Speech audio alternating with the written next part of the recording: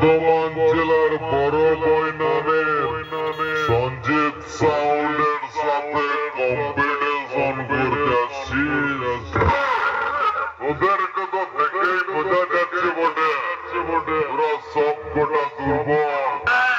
ওরা কি আর আমার সাথে কম্পিটিশন করে জিততে পারিস?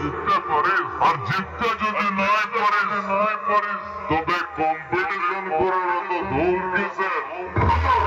শোন বলি আমার সাথে কম্পিটিশনটা না করে বাড়িতে গিয়ে খাইয়ে দেয় ঘুমায় পর নইলে সালা সব কটা না আমার বেশের আঘাতে মারা যাবে।